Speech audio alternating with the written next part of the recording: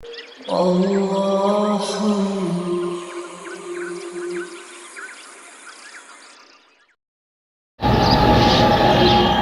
باللہ من الشیطان الرجیم بسم اللہ الرحمن الرحیم۔ عزیزان من، آج مارچ 1983 کی 11 تاریخ ہے اور درس قرآن کریم کا آغاز سورہ الواقعہ کی آیت 57 سے ہو رہا ہے، 56/57۔ سابقہ آیات میں دو باتیں سامنے آئی تھی نمایاں طور پر۔ ایک تو یہ کہا گیا تھا کہ جہنم کی زندگی یا جہنم میں جانے والے وہ لوگ ہیں جو دوسروں کی محنت کو سلب کر کے عیش اڑاتے ہیں، مترفین، دوسروں کی محنت کو ایکسپلائٹ کر کے دوسروں کی محنت کی کمائی کا عیش اڑانے والے، سرمایہ داری کا پورا نظام اس میں آ جاتا ہے۔ یہ جہنم والے، ان سے جب کہا جاتا تھا کہ یہ جو کچھ تم کر رہے ہو یہ تو بہت بڑا جرم ہے انسانیت کا، اس کا نتیجہ تباہی ہوگا، وہ کہتے تھے کہ ہماری زندگی تم دیکھو، یہ جہنم کی زندگی ہے، ہر قسم کی آسائشیں، آرائشیں، سامان ذکر و نوش، ہر قسم کی زندگی کے ساز و سامان ہمیں حاصل ہیں، اس سے اور بہتر زندگی کیا ہو سکتی ہے؟ اور وہ کون ہے جو ہم پہ گرفت کرے، مواخذہ کرے؟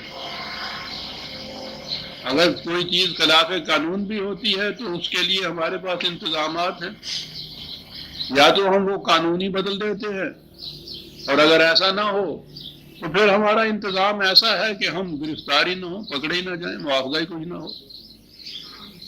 پولیس سے لے کے سپریم کورٹ تک ہمارے انتظامات موجود ہیں، ہمیں کوئی نہیں پکڑ سکتا۔ ان سے کہا گیا تھا کہ یہ معاملہ سپریم کورٹ تک ختم نہیں ہو جاتا، حتیٰ کہ تمہاری اس زندگی تک ہی ختم نہیں ہو جاتا، زندگی آگے چلتی ہے، اور جو کچھ یہاں کیا جاتا ہے اس کے نتائج سامنے آ کر رہتے ہیں، خواہ اس زندگی میں سامنے آئیں یا اس کے بعد کی زندگی میں سامنے آئیں۔ یہ زندگی اور وہ زندگی، میں نے عرض کیا تھا نا کہ یہ ہم نے ہی تفریق کر دی ہے۔ قرآن تو اس کو کنٹینیوٹی، اس کے تسلسل کا قائل ہے کہ زندگی تو مسلسل چلتی ہے۔ پہلے یہ ذرا باغ کی باڑ سے باہر ہوتی ہے ندی، اس کے بعد یہ باڑ کے اندر آ جاتی ہے۔ ندی تو اسی طرح سے رواں دواں آگے چلتی ہے، اپنے اعمال کے اثرات ساتھ لیے ہوئے، اور ان کے نتائج خواہ یہاں وہ برآمد ہوں یا اس کے بعد برآمد ہوں، اس کی گرفت سے تم کہیں باہر جا نہیں سکتے۔ اور اس پہ ان کا اعتراض تھا کہ ہم اپنی آنکھوں کے سامنے دیکھتے ہیں انسان مر جاتا ہے، ہڈیاں بوسیدہ ہو جاتی ہیں، جسم اس کا جو ہے خاک میں مل جاتا ہے، تو اس کے بعد پھر کہاں کی زندگی اور کہاں کا پیدا ہونا؟ یہ مقامات جو ہیں اسے ماوراء الطبیعات کہتے ہیں۔ یہ جو فزیکل دنیا ہے، مادی دنیا ہے، اس سے ماوراء جو چیزیں ہیں ان کا سمجھنا مشکل ہوتا ہے، اور قرآن ان کو یا تو تمثیلاً سمجھاتا ہے، اور اس تمثیل میں وہ اس مادی دنیا، اسی محسوس دنیا کے پیکروں کی گفتگو کرتا ہے، اور اس سے وہ نتیجہ برآمد کراتا ہے کہ سوچ سمجھ سے کام لو، کیا اس سے یہ نتیجہ نہیں نکلتا؟ یعنی وہ یہ تو نہیں ہے کہ وہ دکھا دے تمہیں کہ یہ دیکھو مرنے کے بعد کی یہ زندگی ہے، وہاں سے کسی کو لوٹا کے لے آئے اور کہے کہ لو پوچھ لو اس سے کہ وہ ہے زندگی یا نہیں، یہ تو ہے نہیں۔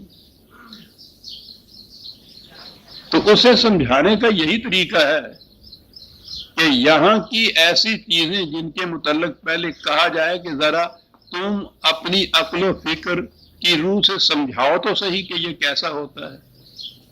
اگر اسی چیز کے متعلق تم کہہ سکو کہ ہے تو واقعہ یہ، لیکن ہم بتا نہیں سکتے کہ یہ کیسے ہوتا ہے، تو کہو تو پھر ٹھیک ہے نا. یہ اعتراض تو بات نہیں نا کہ چونکہ ہماری سمجھ میں نہیں آ سکتی بات اور تم کو عقلی طور پہ ہمیں سمجھا نہیں سکتے، اس واسطے ہم اس کے وجود سے انکار کرتے ہیں. اور پہلی چیز اس کے لیے اس نے یہ کہی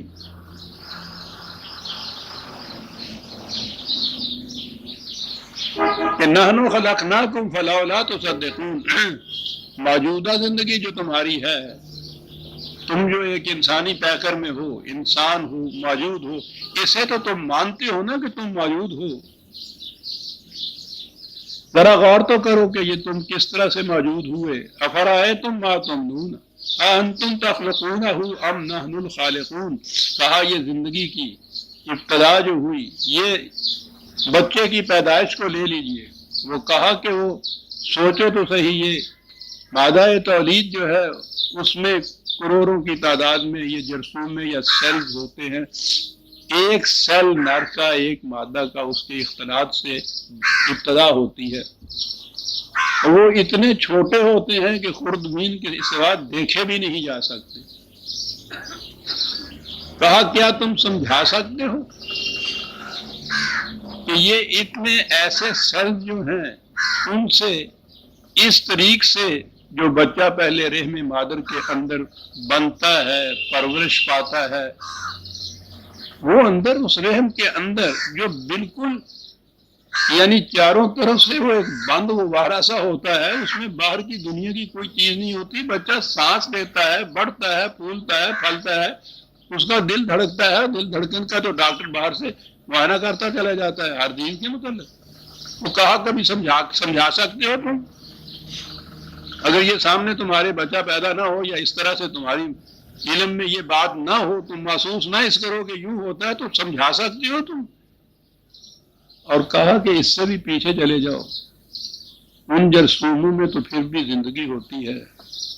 یہ زندگی کہاں سے آ گئی؟ اور یہ وہ مقام ہے کہ وہ 1300 سال کا پہلے کا بدو ہی نہیں، 1400 سال کے بعد کا آج کا بلند ترین سائنٹسٹ بھی اس مقام پہ محو حیرت ہوتا ہے. کہتے ہیں کہ یہ چیز جو ہے یہ نہ سمجھ میں آ سکتی ہے نہ سمجھائی جا سکتی ہے کہ زندگی کیسے آ گئی.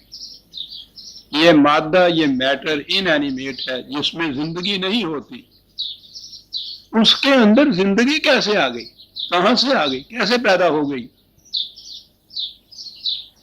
سائنس اور سائنٹسٹ اس مقام پہ اسی طرح محو حیرت ہے جس طرح سے کہ پہلا انسان یا دور جاہلیت کا انسان تھا. عقل انسانی اس عقدے کو واہ نہیں کر نہیں سکتی. ابھی پچھلے مہینے کا ہی وہ ٹائم یعنی ریڈر ڈائجسٹ تھا غالباً، اس میں پھر سائنسدان جمع ہو کے انہوں نے یہ کہا کہ سائنس زندگی پیدا نہیں کر سکتی. کوئی طریقہ ایسا نہیں کہ ہم لائف کو پیدا کر دیں. لائف کس طرح سے وجود میں آ گئی ہم نہیں کہہ سکتے. سلیمان نے تو لمیٹیشن تو سائنس میں یہ کہا ہے کہ یہ عقدہ ایسا ہے کہ وہ جو آخری انسان ہے ہم اسی کے اوپر چھوڑتے ہیں کہ شاید وہ کچھ بتا سکے، ہم تو کچھ نہیں بتا سکتے. وہ آخری انسان بھی بتا نہیں سکے گا زندگی کیسے پیدا ہو گئی، کہاں سے آ گئی. یہ زندگی کی نمود ہے جسے ہم یہ انسان کا پیکر، یہ جسم انسانی کہتے ہیں. زندگی نے اپنے مظہر کے لیے ایک پیکر تلاش لیا ہوا ہے. یہ زندگی نہیں ہے. یہ زندگی جو ہے اس کے اندر وہ کہاں سے آ گئی. اسے کوئی ذہنی ترقی، سائنس کے انکشافات، اسے کوئی حل نہیں کر سکا، نہ اس کا کوئی جواب دے سکا. کہا یہ بتاؤ تم کہ یہ جو اس جرثومہ اولی میں زندگی آئی اور پھر اس جرثومے سے ایک رحم مادر کے اندر اس انداز سے ایک بچہ بنا کہ اس کی وہاں نشو و نما بھی ہو رہی ہے، غذا بھی مل رہی ہے، سانس بھی لے رہا ہے، دل بھی دھڑک رہا ہے، پرورش پاتا چلا جاتا ہے، ہر چیز بنتی چلی جاتی ہے۔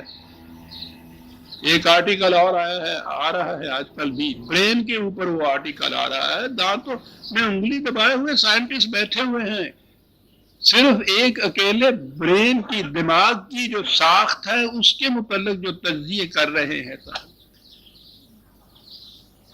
کہ یہ کس طرح سے کام کر رہا ہے۔ تو قرآن کریم نے اس دور کے بدو کو بات سمجھائی جو آج کے سائنٹسٹ سے بھی وہی دلیل دی جا سکتی ہے کہ بتاؤ زندگی تمہاری پیدا کردہ ہے یا خدا کی پیدا کردہ ہے؟ وہ تو ایک طرف میں نے کہا ہے نا کہ آئنسٹائن بھی نہیں کہہ سکتا کہ یہ ہماری پیدا کردہ ہے۔ تو کہا کہ یہ تم مانتے ہو، اس پہ تو تمہیں نہ حیرت ہوتی ہے نہ اس سے تم انکار کرتے ہو کہ یہ کیسے وجود میں آ گئی یا یہ ہو نہیں سکتا۔ یہ تو تم نہیں کہتے کیونکہ یہ تمہارے سامنے ہے۔ اور اسی سے اگر ہم بات یہ آگے چلائیں کہ وہ جس نے زندگی کی ابتدا کی تھی وہی جسے تم کہتے ہو کہ مرنے کے بعد کی زندگی، اس کے لیے مشکل کیا ہے؟ یہ نحن قدرنا بینکم الموت وما نحن بمسبوقین علی ان نبدل امثالکم، کیا بات ہے، وننشئکم فیما لا تعلمون۔ یہ ہمارے بنائے ہوئے قوانین ہیں جس کی روح سے یہ تمہارے جسم کی مشینری اس طرح سے چلتی رہتی ہے، اور پھر چلتے چلتے انہی قوانین کے تابع ایک دن اس کی نقل و حرکت ختم ہو جاتی ہے، یہ مرتا ہے یہ جسم انسانی۔ کہا کہ یہ ہمارے لیے کیا مشکل ہے، نبدل امثالکم، کیا بات ہے، یہی کہہ رہے ہو نا کہ یہ ہمارا جسم گل سڑ جاتا ہے تو پھر زندہ ہونا کیا ہوا؟ لیکن کیا مشکل ہے ہمارے لیے کہ یہ دوبارہ جو پیکر ہے اس کی جگہ کوئی دوسرا پیکر لے آئے؟ یہ بھی تو ہمارے ہی قوانین کا پیدا کردہ پیکر ہے نا۔ اس پیکر کے گل سڑ جانے کے اوپر تم کہتے ہو کہ زندگی ختم ہو گئی، آگے نہیں چلتی۔ پیکر اور زندگی کا کیا تعلق؟ زندگی تو اس وقت بھی موجود تھی جب تمہارا یہ پیکر موجود نہیں تھا۔ بدلنا امثالکم، یہ تمہارے پیکر جو ہیں جن کو تم نے سمجھا ہے کہ اصل حیات یہی ہے، یہ نہ رہے تو زندگی ختم ہو جائے، ان پیکر کو بدل کے زندگی کو اسی طرح سے آگے چلانا ہمارے لیے دشوار کیا ہے؟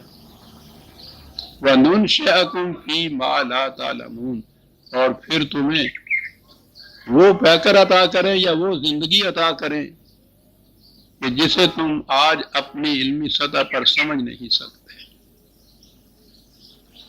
بڑی چیز کہی ہے صاحب، حیات آخرت اس کا وجود برحق ہے، اور دلیل ہے یہ کہ وہ ابتدا جس نے کی ہے زندگی کی، غیر جاندار مادہ کے اندر زندگی کی ابتدا کی ہے جس نے، اور وہ جرثومہ ہے لائف کا، اور اس کے بعد وہ تمہارے پیکر میں آئی ہے لائف۔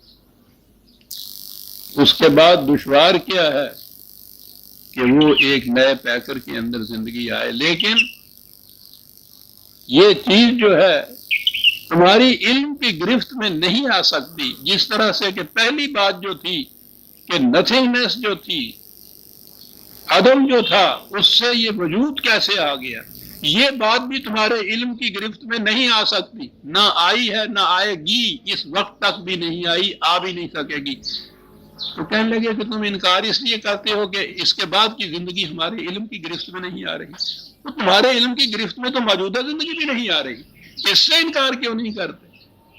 کتنی سطحی ہے تمہاری فکر کہ چونکہ یہ محسوس شکل میں تمہارے سامنے چلتا پھرتا انسان ہے، تم خود بھی ایک محسوس ہو، اس کا تو اقرار تم کرتے ہو، اور اسی بنیاد کے اوپر جب تم سے کہا جاتا ہے کہ یہ بھی تو نتھنگنس سے وجود میں آئی ہے، عدم سے وجود میں آئی ہے، زندگی تو تھی نہیں پہلے، وجود میں آئی ہے، لائی گئی ہے، کسی نے اس زندگی کو اس وجود میں وجود کی شکل عطا کی ہے، اس کو تو تم تسلیم کرتے ہو، اور علم تمہارا علم کی گرفت میں یہ بات تمہارے آ نہیں رہی کہ یہ کیسے ہو گیا، لیکن اس کے باوجود اس سے تم انکار نہیں کرتے۔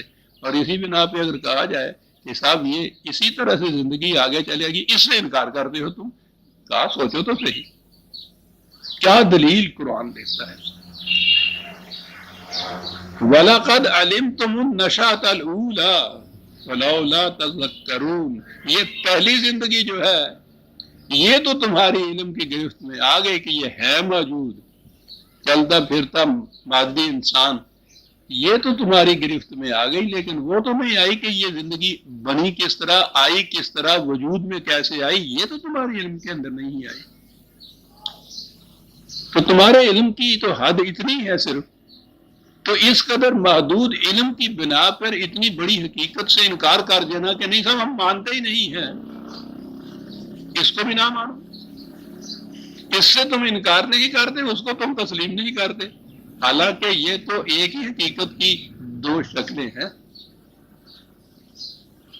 تو اس سے بات تم سمجھتے کیوں نہیں ہو کہ یہ ناممکن نہیں ہے زندگی کا اسی طرح آگے چلنا؟ اتنا تو کم از کم مانو نا کہ یہ ناممکن نہیں ہے، اور ممکن بنائے گا وہ جس نے یہ ممکن بنایا ہے۔ غیر جاندار مادہ کے اندر زندگی کی نمود جس نے یہ ممکن بنا دیا ہے، وہ اس کو بھی ممکن بنا دے گا۔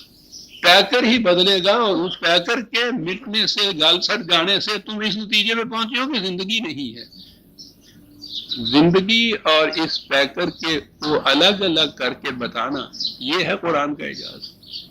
زندگی ہمارے جسم کی پیدا کردہ نہیں ہے، ہمارا جسم زندگی کا پیدا کردہ ہے۔ وہ جرثومہ جو تھا وہ زندگی کا پیکر تھا، جس سے یہ انسانی بچہ کا وجود عمل میں آیا ہے، ابتدا ہوئی ہے، اس میں زندگی تھی۔ یہ زندگی ہے جو اتنا بڑھ کے اس پیکر کے اندر آئی ہے۔ وہ زندگی کہاں سے آئی؟ تمہارے علم میں بات یہ نہیں آتی، اس کے باوجود تم اس سے انکار نہیں کرتے کہ ہاں صاحب تھی زندگی۔ کہنے لگا اسی سے پھر آگے چلو، اس سے کیسے انکار کر سکتے ہو؟ اب اور مثال دی، اور اگلی مثال جو ہے قرآن میں عام طور پر مکافات عمل کے لیے بھی کھیتی کی مثال دیتا ہے قرآن۔ اور وہ جو بات تھی نا کہ دوسروں کی محنت کی کمائی پہ عیش کرانے والے، اس زمانے میں یہ انڈسٹریز تو ابھی ہوتی نہیں تھی جو کارخانے کی مثال دی جاتی، یہ زمین ہی کی مثال دی جا سکتی تھی، کھیتی کی مثال دی جا سکتی تھی، یہ جسے مزارعت کہتے ہیں نا۔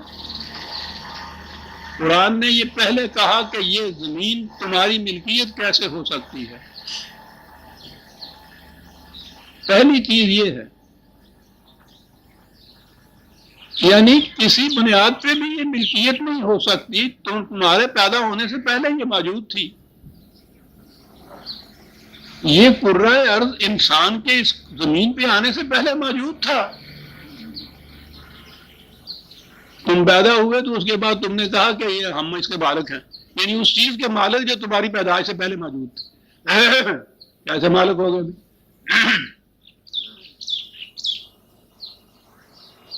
کسی جہت سے بھی کوئی چیز خریدی جاتی ہے تو اس کا کوئی مالک بن سکتا ہے، چلیے چرائی جاتی صحیح، کہتے ہیں وراثت میں لی، اس سے یہی، لیکن کہ یہ تو بتاؤ کہ جو چیز تم سے پہلے موجود تھی، مالک بننے کے لیے جو شرطیں ہوتی ہیں ان میں کوئی شرط بھی پوری نہیں ہو سکتی اس پہ،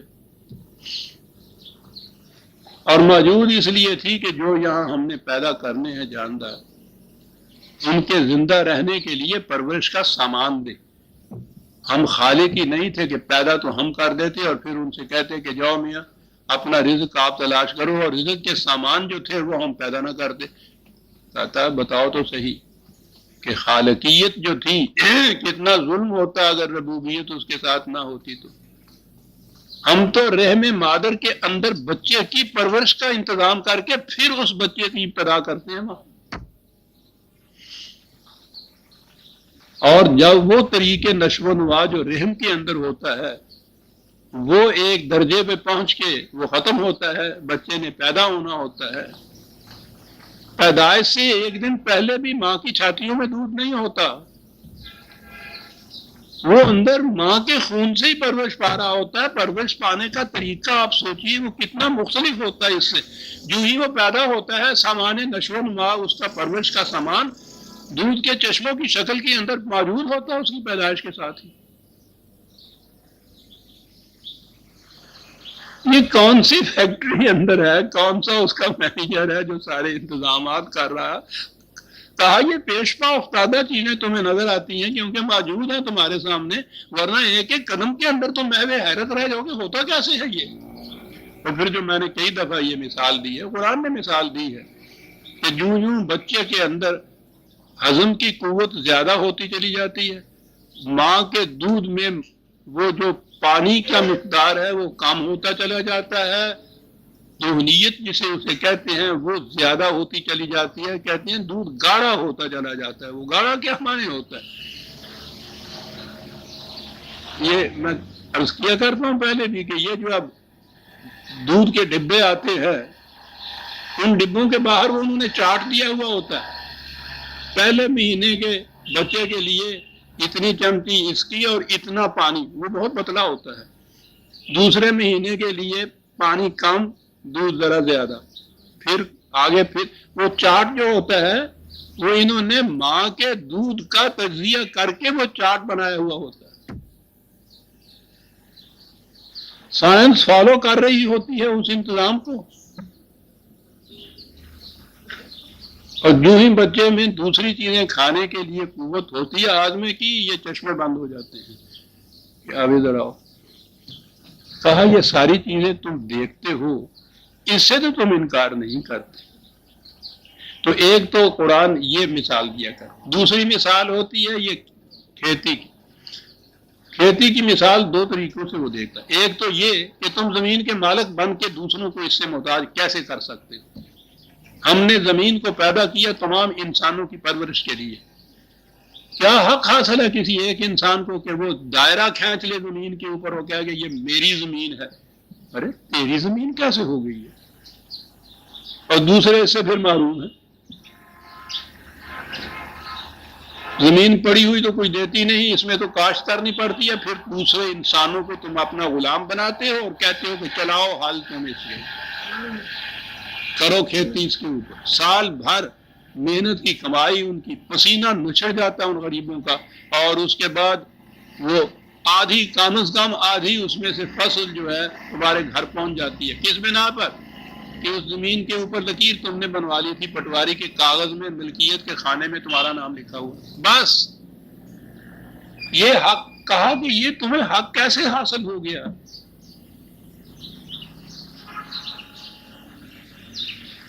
اور کاشت کرنے والے کے متعلق بھی کہا کہ ذرا سوچو تو صحیح، یہ جو آگے آیات آ رہی ہیں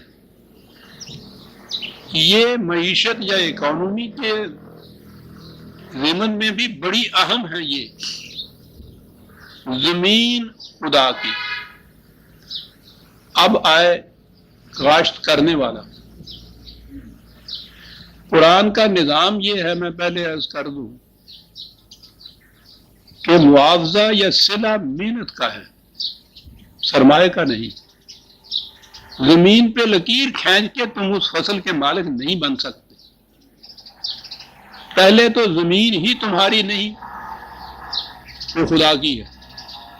اب آ جائیے اس میں جب فصل کا جو کاروبار ہے، کاشتکاری جسے کہتے ہیں، کہا آؤ دیکھو تو صحیح اس میں تمہارا حصہ کتنا ہوتا ہے۔ اور یوں ایسے بات کرتا ہے قرآن جیسے دو بزنس والے آپس میں مشترک بزنس کریں اور کہیں کہ دیکھو بھائی تمہارا کتنا اس میں انویسٹ کیا ہوا ہمارا کتنا ہے۔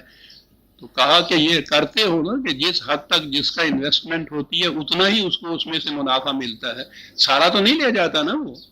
کہا آئیے اس کاروبار کے اوپر ذرا دھیان تو دیجئے۔ افرأیتم ما تحرثون، یہ جو تم کھیتی باڑی کرتے ہو، کاشت کرتے ہو، کبھی اس پہ تم نے غور کیا ہے؟ اَأَنتُمْ تَزْرَعُونَهُ أَمْ نَحْنُ الزَّارِعُونَ، تم تو صرف اس میں ہل چلا کے زمین کو ہموار کر کے ایک دانہ اس کے اندر ڈال دیتے ہو، اس سے آگے تمہارے اختیار میں ہی نہیں ہوتا کہ اس دانے میں سے کونپل پھوٹے۔ کر لو جتنی کوشش کرنا چاہتے ہو، جو جی میں آئے کر لو،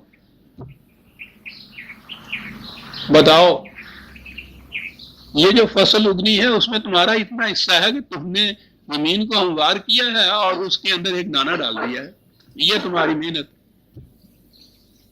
دانے میں سے کونپل، کونپل میں سے پودا، پودے میں سے فصل، کر سکتے ہو تم؟ جو کون کرتا ہے؟ ہم نحن الظالمون، تم کرتے ہو یا یہ ہمارے قانون کے مطابق یہ کچھ ہوتا ہے؟ لو نشاء لجعلناہ حطاما فظلتم تفکہون انا لمغرمون بل نحن محرومون۔ لگی اگر یہ نظام ہمارا نہ رہے دانے کو فصل میں تبدیل کرنے کا، یا کبھی ہنگامی طور پہ ایسا ہو جائے کہ بارش ہی وقت کے اوپر نہیں ہوتی ہے، لو چلتی ہے، تو ایک دانے سے 700 دانے بننے تو ایک طرف رہے، وہ جو تم نے بیج ڈالا ہے وہ بھی ضائع ہو جاتا ہے، اور تم ماتھا پکڑ کے بیٹھ جاتے ہو کہ ہماری محنت بھی گئی، ہماری بیج بھی گیا۔ کہا کہ اس تمہارے بیج کو اس طرح کے فصل کے اندر تبدیل کس نے کیا ہے؟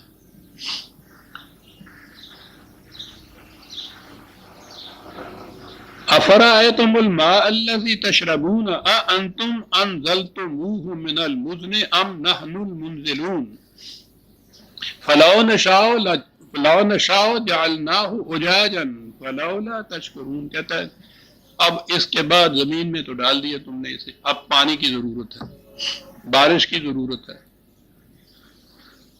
وہ بارش کی شکل میں ہو یا نہروں کی شکل میں ہو۔ نہروں کی شکل کا پانی بھی ابتداً وہ برف کی شکل میں پہاڑوں پہ ہوتا ہے، بہرحال وہ انسان کا پیدا کردہ نہیں ہوتا ہے۔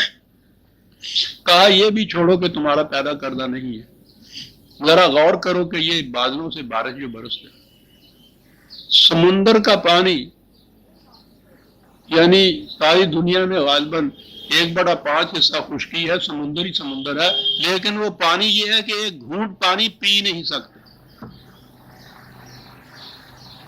پانی میں زندگی ہوتی ہے، اور سمندر کا پانی جو اس قدر لا انتہا مقدار میں ہے وہ مرگ آفری ہوتا ہے۔ وہ ایک نظم ہوا کرتی تھی، water water everywhere not a drop to drink. کہا اس پانی کی یہ کیفیت ہے، ایک ڈول اس پانی کا کھیتی میں ڈال دیجیے، جل کے راکھ ہو جاتی۔ کہتا ذرا انتظام ہمارا سوچو تو صحیح۔ ایک دفعہ میں نے قرآن کے بیان کردہ اس انتظام کی تشکیل کی، کیونکہ بات آ گئی ہے سامنے۔ سمندر میں یہ پانی پینے کے لیے یہ تمام ہمارے ہاں کا عرب کے ممالک یا خلیج فارس وغیرہ والے جو ہیں ان کے ہاں بہت کمی ہے، پینے والے پانی کی بہت کمی ہے۔ سمندر کے کنارے پہ وہ ملک واقع ہے، ایک گھونٹ پی نہیں سکتے۔ انہیں پینے کے لیے ڈسٹل کرنا پڑتا ہے پانی سمندر کا، کشید کرنا جسے کہتے ہیں۔ اس میں سے وہ جو کھاری چیزیں ہیں، کھاری مادے ہیں، ان کو الگ کر کے پینے کے قابل بنانا ہے پانی۔ وہ جو ابتدا انہوں نے کی ہے اس سے تجربے وغیرہ کی، وہ اتنا مہنگا پڑتا ہے۔ جو میں نے بھی دیکھا وہاں جو عمرہ کرنے گیا تھا، وہ ایک بوتل تھی پانی کی، زیادہ سے زیادہ 3 گلاس اس میں سے نکلتے تھے، 10 روپے میں ملتی تھی، 3 روپے میں ایک گلاس ہوتا تھا۔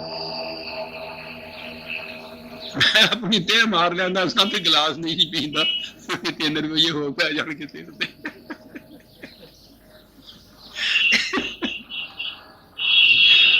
وہ کشید کرنے کا ہے، وہ کہتے تھا وہ اتنی کاسٹ آتی ہے اس کے اوپر کہ اس سے کم دینے میں ہم افورڈ ہی نہیں کر سکتے۔ ایک گلاس پانی کا پینے کے لیے اسی سمندر کا پانی اس کو اس قابل بنانا، اور کھیتی میں دینے کے لیے پانی تو بہت زیادہ چاہیے۔ اگر کشید کر کے پانی کھیتی کو دیا جائے اور اس سے فصل ہو تو سارے ملک کی دولت گیہوں اگانے پہ صرف ہو جائے۔ کہا یہ چیزیں پیش پا افتادہ ہیں، تم چلتے پھرتے رہتے ہو، غور نہیں کبھی کر دے، سوچو تو صحیح، سمندر کا پانی کھیتی کو چاہیے ایسا جیسے ڈسٹلڈ واٹر ہوتا ہے، کشید کیا ہوا۔ ڈسٹیلیشن کی کیفیت یہ ہے کہ ایک گلاس پانی کشید کرنے کے اوپر وہ کہتے تھے جی ہم یہ کاسٹ کے اوپر نہیں دیتے، ہم اپنی طرف سے سبسیڈائز بھی کرتے ہیں، یعنی وہ 3 روپے میں پڑتا نہیں تھا ان کو، بس نہیں 10 روپے میں گلاس پڑتا ہے۔ کہتے یہ تو کیفیت ہے تمہاری، اس پانی کو کشید کرو، ہماری کیفیت کیا یہ ہے؟ اسی سمندر کے اوپر سورج کی حرارت، اس سے ایویپوریشن ہوتی ہے، ڈسٹیلیشن کا پروسیس شروع ہو گیا۔ کشید کا پروسیس یہی ہوتا ہے کہ پانی کے نیچے آگ لاتے ہیں، اس میں سے بھاپ اٹھتی ہے۔ پانی میں یہ خصوصیت رکھی ہے کہ جب وہ کشید کیا جائے تو جو اس کے اندر گھلے ہوئے مادے ہوتے ہیں ڈیزالو، وہ نیچے رہ جاتے ہیں، خالص پانی جو ہے وہ بھاپ بن کے اوپر اٹھتا ہے۔ یہی ہے وہ مشینری جو انہوں نے لگا رکھی ہے جس سے وہ 10 روپے میں بوتل یا گلاس ملتا ہے۔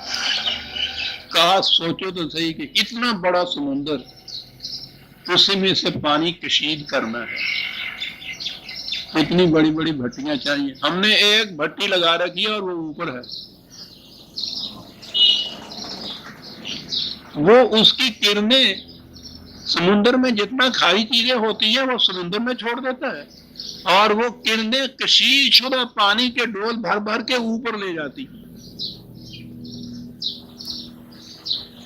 اگر وہ اوپر جا کے پانی کی شکل میں ہو تو وہاں سے نیچے سے جائے، وہیں آگے پھر پانی کی برس جائے، وہ سمندر کا پانی سمندر میں رہے، لگا وہاں یہ پانی کی شکل میں نہیں رکھا جاتا، بھاپ کی شکل میں رکھتا ہے، جسے بادل کہتے ہو تو۔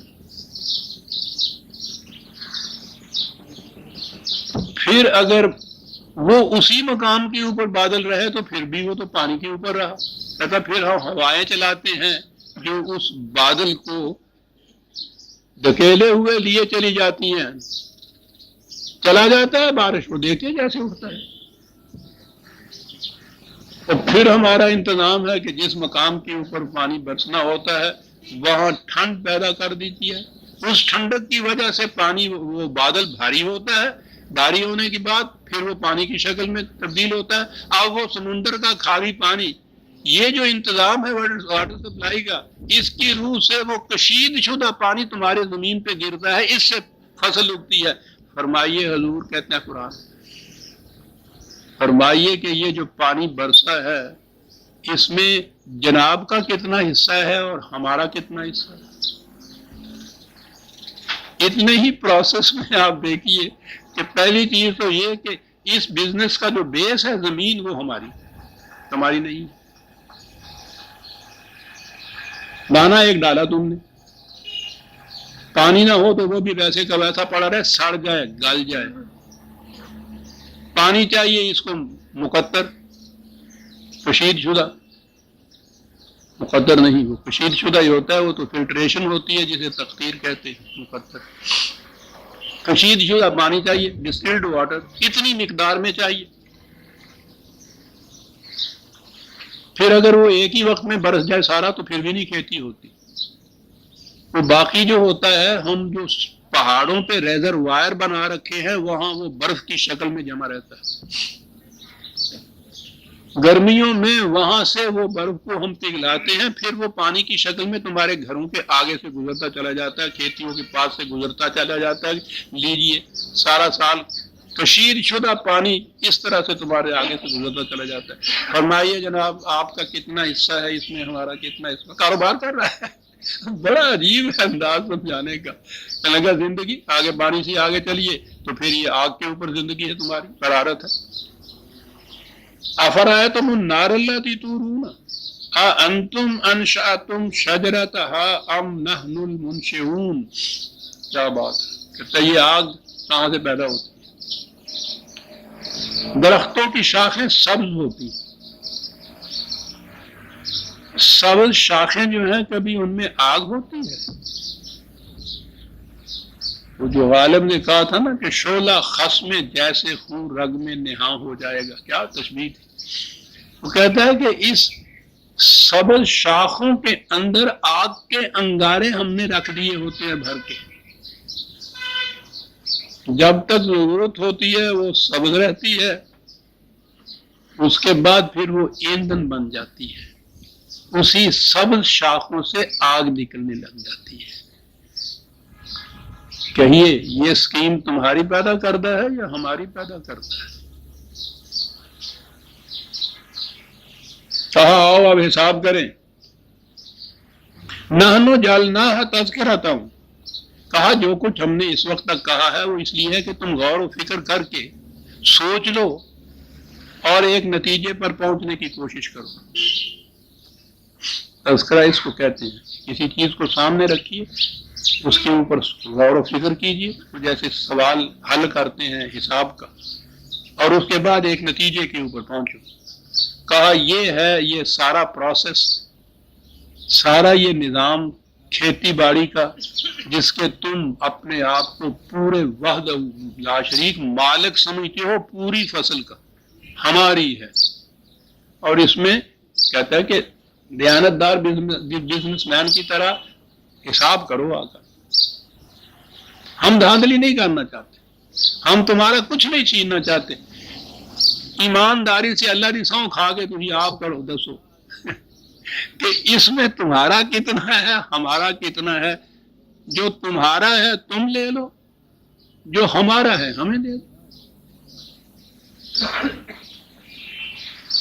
نہ لیندہ بولے نہ دیندہ بولے، ایمانداری نہ۔ کہا تم کہو گے کہ جی ٹھیک ہے حساب کر لیا ہم نے، اس میں سے اپنا لے لیا، یہ جو باقی اتنا بچا ہوا وہ تو شاید 90% ہوگا، تو آپ کو کہاں دیں؟ آپ تو یہ بات ٹیلی فون پہ کر رہے ہیں، سامنے آتے ہی نہیں، کہاں دیں اس کو؟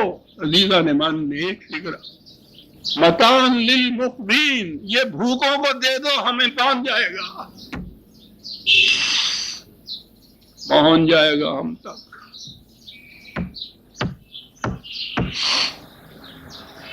عزیزہ نے من سارا نظام معیشت کا جو ہے آپ کا اکنامک سسٹم ایک مثال میں حل کر کے رکھ دی۔ لیس للانسان الا ما سعی، تم اپنی محنت کے حقدار تھے، ہم اس میں سے ایک دانہ بھی نہیں لینا چاہتے، لیکن یہ تمہاری بھی زیادتی ہوگی نا، جو ہمارا جو حصہ ہے اس میں سے لے جاؤ اپنے گھر میں، ہمارا حصہ ہمیں دے دو۔ اور میں نے جیسا عرض کیا ہے، بات تو یہ ہے جو آخر میں ایک لفظ میں کہہ دی، وہیں چھوڑ دیتا اگر تو پھر یہ بھی چیز ہوتی کہ صاحب پھر ٹھیک ہے۔ وہ جو کہتا ہے قرآن کے یہ مذہبی پیشواؤں کی صورت یہ ہے کہ وہ حصے لگاتے ہیں، وہ کہتے ہیں کہ جی یہ ہمارا صحیح، یہ آپ کے مردوں تک پہنچانے کا صحیح، اور یہ اللہ واسطے کا کہتے ہیں کہ اپنے والا بھی لے جاتے ہیں، جسے اللہ واسطے کہتے ہیں وہ بھی لے جاتے ہیں۔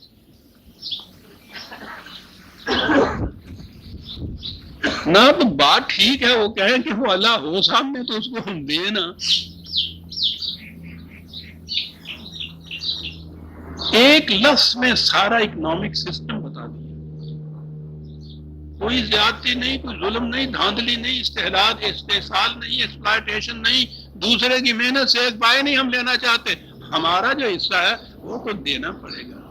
اور یہ جو اعتراض ہوگا کہ کسے دیں، آپ تو سامنے نہیں ہیں، متاع للمقوین۔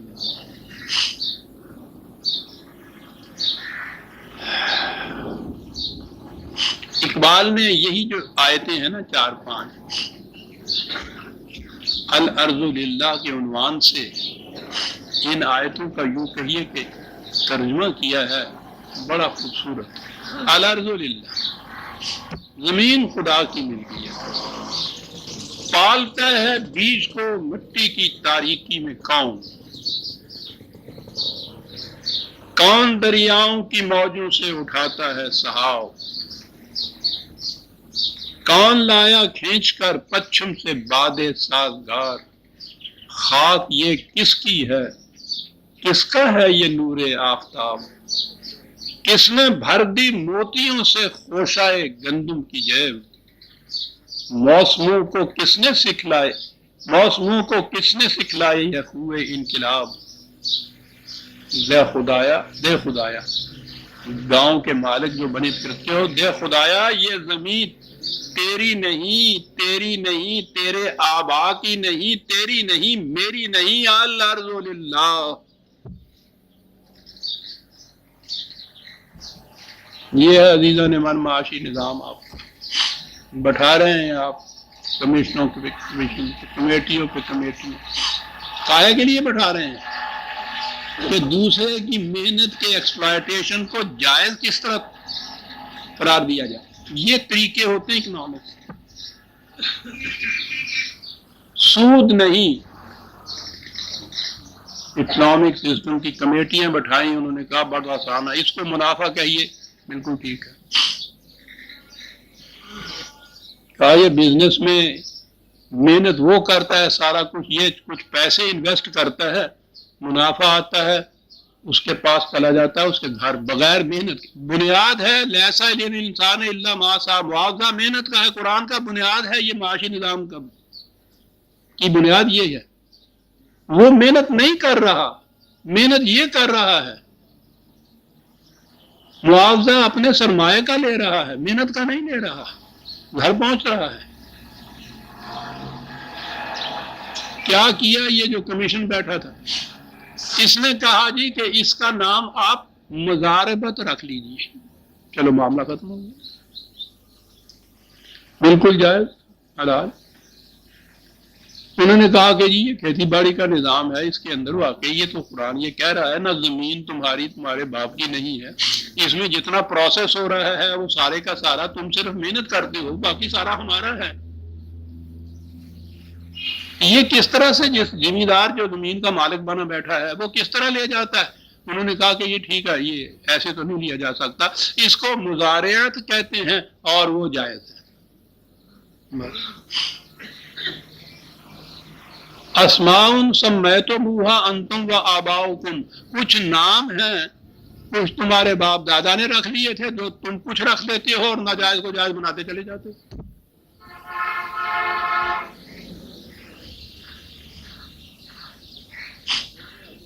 کہا ایک تو یہ بتائیے کہ جو خشک دانے کو اس طرح سے کھیتی میں تبدیل کر سکتا ہے، جس کا قانون اتنا سا ذرہ ہے، وہ جس سے ناچیز کہیں ایک درخت جس سے بنتا ہے، یہ تو چھوٹی چھوٹی کھیتی کی بات ہے، یہ اتنے بڑے پیڑ جو بنتے ہیں عزیزان من، وہ میں کہا کرتا ہوں کہ یہ بڑ کا درخت کہیں جا کے دیکھیے، یا ادھر ہمارے ہاں تو چھوٹے چھوٹے ہوتے ہیں، یوپی انڈیا میں ایسے ایسے بڑھ کے درخت جن کے نیچے قافلوں کے قافلے سائے میں بیٹھتے ہیں وہاں سے۔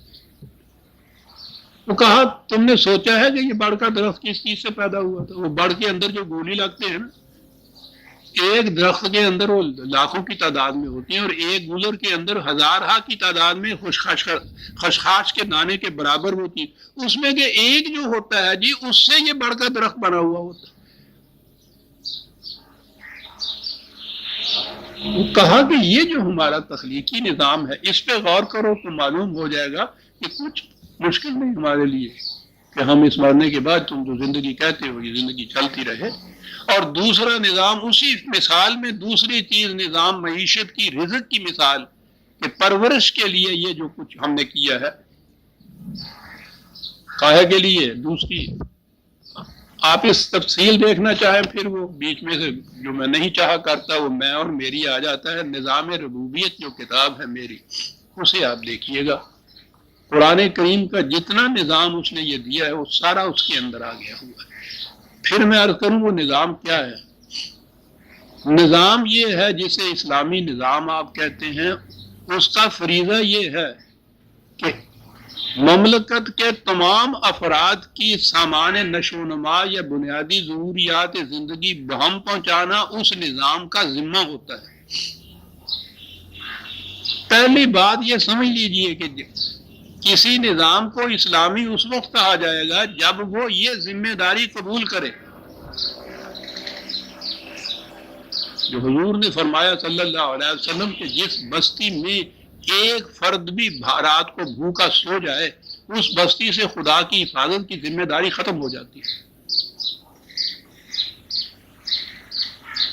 اور وہی جو حضرت عمر کا قول تو دہرائے چلے جا رہے ہیں ہم، کہ جو انہوں نے کہا تھا کہ کوئی ایک انسان تو ایک طرف، اگر دجلہ کے کنارے یعنی وہ مکے سے مدینے سے اتنی دور کے فاصلے پہ بھی دجلہ کے کنارے پہ بھی کوئی کتا بھوک سے مر جائے تو عمر سے اس کی بھی باز پرس ہوگی۔ یہ ذمہ داری لیتا ہے وہ نظام، تو اب وہ یہ ذمہ داری پوری کیسے کرتا ہے؟ وہ کہتا یہ ہے کہ ہر شخص جو بھی کام اس کے ذمہ لگے یا وہ کرنے کے قابل ہے وہ پوری محنت کرے، محنت سے وہ کام کرے، اس میں سے اس کی ضروریات اور اس کے بچوں کی ضروریات جو ہے وہ پوری کرنے کے لیے خواہ وہ خود رکھ لے یا وہ نظام کے سپرد کر دے۔ دونوں صورتیں یہ ہیں۔ للعفو بھی ہے کہ اپنی ضرورت کے مطابق رکھ کے باقی جتنا زائد ہے وہ اس نظام کے حوالے کر دے تاکہ وہ ان لوگوں کی ضرورتیں پوری کرے جو خود اپنی محنت سے ضرورت پوری کرنے کے قابل نہیں ہے۔ یہ ہے جی سارا نظام۔ نہ دولت کسی کے پاس زائدہ ضرورت رہ سکتی، کاہے کے لیے رہے گی جی وہ دولت؟ اس دولت نے تو پیدا ہی کچھ نہیں کرنا۔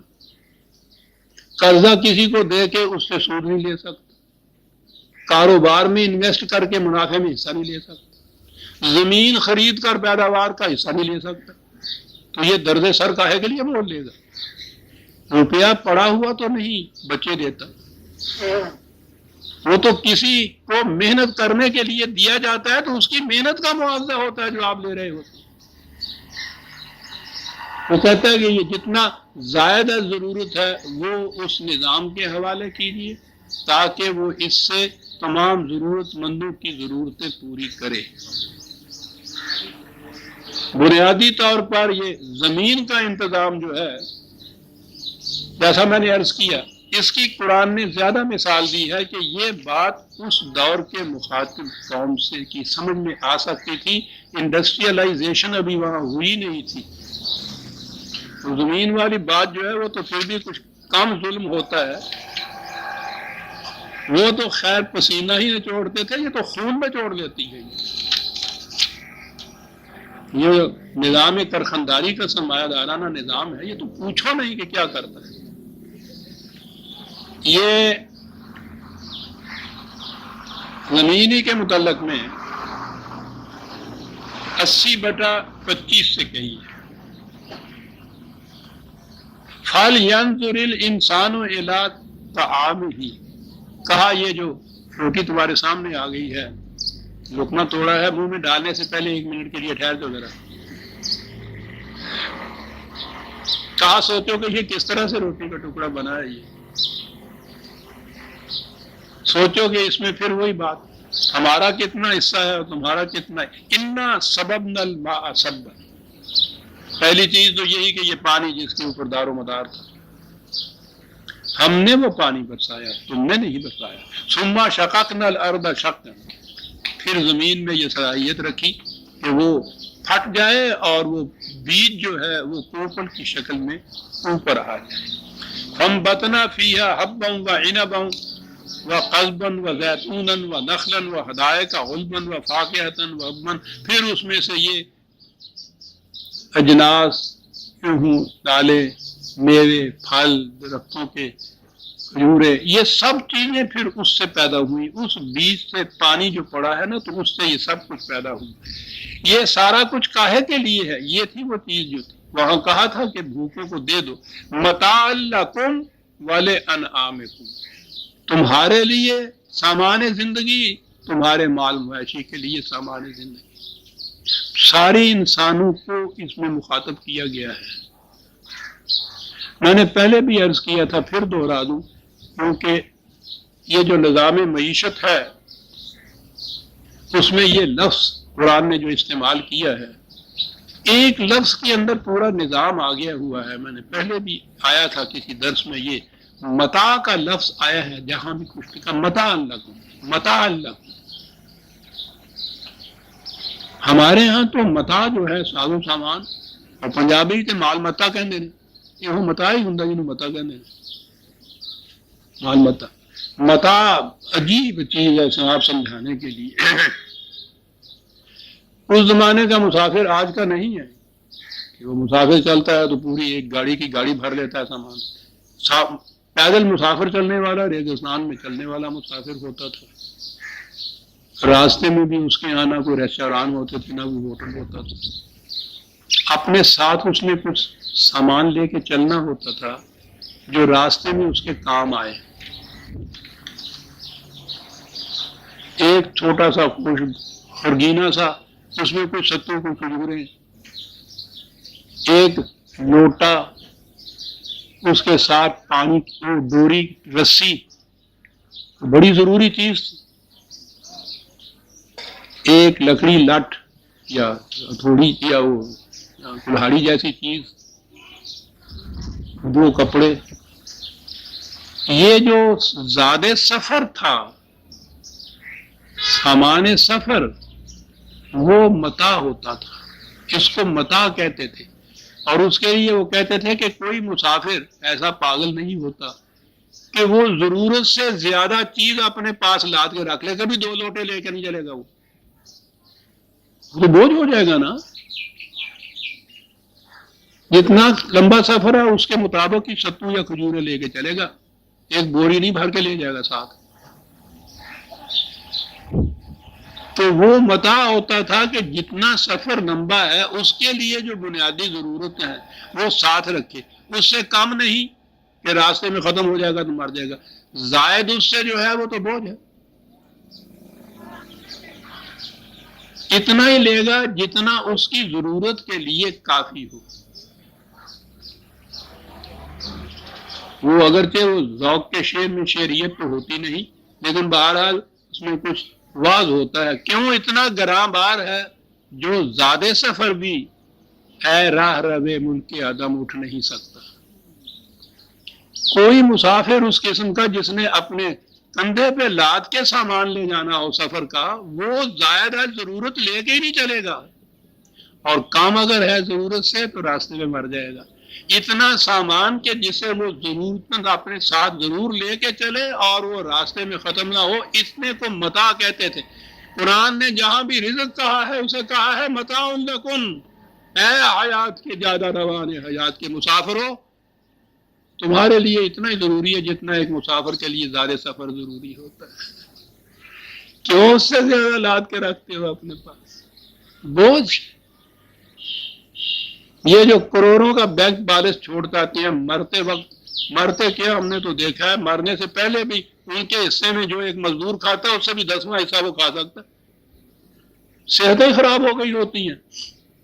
میں نے کروڑ پتیوں کو دیکھا ہے زندگی کے آخری دنوں کے اندر، کسی کی مثال میں کیوں دوں، آنے کا وقت آیا تو وہ ہمارے ہاں پھلکے کا پردہ ہوتا ہے نا پچھلا، ان کا بھی وہ اور اس کا بھی پردہ، اور وہ مونگ کی دال کا شوربہ، شوربہ کیا وہ پانی،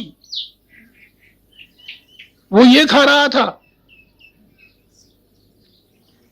یہ تو زندگی کے آخری دنوں میں ہے، اور جب ختم ہو جانا ہے تو یہ بھی نہیں کھانا۔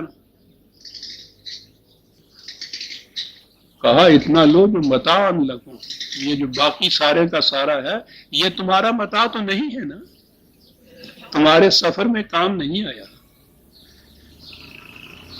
تو یہ جو نظام ہے کہ متاع مسافر کو دیا جائے، ایک تو ہر انسان کو اس دنیا کے سفر میں مسافر کی حیثیت اس کو دے دی، کیا بات ہے، مقیم نہیں ہے یہ مسافر ہے۔ مسافر کو زیادہ سفر کی ضرورت ہوتی ہے، اتنا ہر ایک کو ملنا چاہیے، اور زیادہ سفر سے زیادہ اٹھانا اس نے کہا حماقت ہے، اس کی اجازت نہیں ہونی چاہیے۔ متاع لکم ولانعامکم، تمہارے اور تمہارے مال مویشیوں کے لیے متاع ہے، کہا یہ ہے جتنا چاہیے تمہیں، اور آگے ہے فسبح بسم ربک العظیم۔ ہمارے یہاں تو میں نے عرض کیا نا کہ بس وہ ترجمے جو ہوئے ہیں اس سے کچھ پتہ نہیں چلتا، یہ کچھ کہنے کے بعد آگے یہ ترجمے ہمارے ہاں ہیں، اپنے رب عظمت والے کے نام کی تسبیح کر،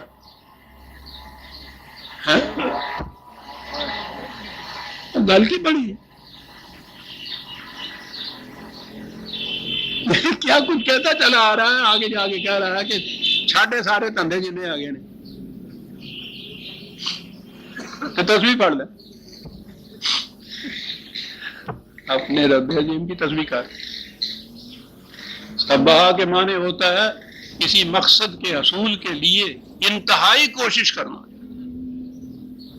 وہ جو انتہائی رفتار ہوتی ہے گھوڑے کی، وہ اس طرح سے جو چلتا ہے درپٹ، اس کو کہتے ہیں تسبیح۔ یہ تیراک تو پورے ہاتھ سے جس طرح سے تیرتا ہے، اس کو کہتے ہیں تسبیح۔ انتہائی جتنی بھی کوشش تمہاری سرگردانی کی ہو سکتی ہے وہ یہ کر سرگردانہ، کاہے کے لیے؟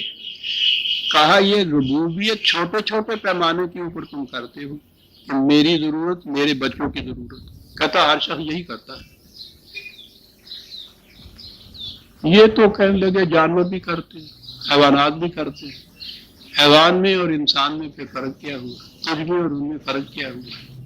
یہ ربوبیت محدود نہ رکھ، رب کل عظیم، عظیم ربوبیت جو وسعت کی ہے پورے نو انسانی کے لیے، اس کے لیے کوشش کر۔ اور غور فرمایا، سارا فلسفہ معیشت کا بیان کر کے سامان رزق کا انتظام جو ہے اس کو دوہرا کے آخر میں کہا کیا؟ اپنی ذات تک یہ ربوبیت نہ رکھ، سب بسم ربک العظیم، رب کا لفظ اور فرمائیے جہاں آئے گا سامان نشو و نما دینے والے اس کے معنی ہوں گے۔ خدا نے جو ربوبیت عامہ کے لیے یہ انتظام کیا ہے، اسے بروئے کار لانے کے لیے سرگرداں ہو، انتہائی کوشش کر۔ اور اس کے بعد یہ ہے کہ پھر جو ہم نے پہلے باتیں کی ہیں وہ ساری قانون کی، کہ اس کے مطابق سب کچھ ہوتا رہتا ہے۔ ہماری خارجی کائنات میں تو وہ ہوتا ہے کیونکہ ہمارا قانون ہے، اور ان کو اس کا اختیار نہیں کہ وہ اس قانون کی خلاف ورزی کریں۔ آؤ تمہیں بتائیں کہ یہ کائنات میں ہمارا قانون کس طرح سے روبہ عمل ہوتا ہے۔ یہ اگلی آیت میں آئے گا، سورہ واقعہ کی آیت 74 تک ہم آ گئے، 75 سے آئندہ لیں گے۔ ربنا تقبل منا انک انت السمیع العلیم۔